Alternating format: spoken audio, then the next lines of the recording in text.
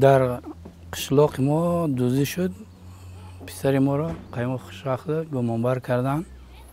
بعد ما خودمان گرفته به دست خودمان برده در MVD سپردیم. بعد معلوم شد که دزدا دیگر کس بودن و دزدا را قپیدن. بار اول دزدا را قپیده 3 کس بچه ما را جواب دادن. باز دوم بار دزدی شد. ما با بچه ما را گرفته برده شعبه کارهای داخلی ناحیه یغان سپردیم و در آن وقت участковый علیف اشرف بود. دیل هوای برده بود. گفتم مامو جنایتکار وای باور نمیکنم تو نخودت کرده.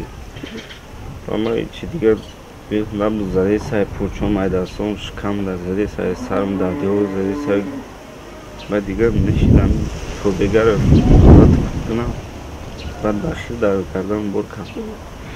با لغت میزد با مشت میزد. شاتش خیلی میزد مشت خیلی با کلام در دیوارم میزد.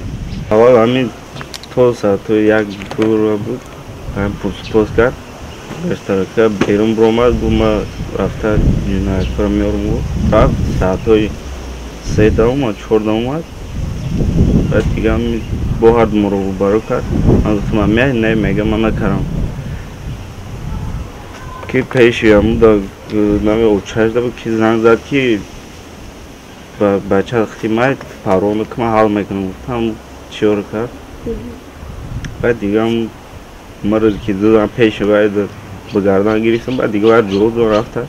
وای ترس مود شو فهمونده بود که اوتا مرا گفتن که ما حاضی یاد زده سم روزی دوم 200 شده موتر میزنیم. بعدی که روزی دوم ما با شعبه کارهای داخلی میرفتیم پسری من از ترس از خانه برآمده دست به خودکشی زد. خودی همین حادثه را یاد میکنی؟ خیلی دیگه چند فکرات نکرد.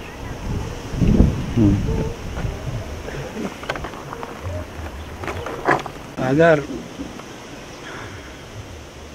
در همه حالتی که فرزند من خودش را به خودکشی دست زد اگر یکان فلاکت وزنین دچار میشد هیچ من خودم را نمیبخشیدم که با دست خودم پسرم را به شعبه کارهای داخلی برده سپردم.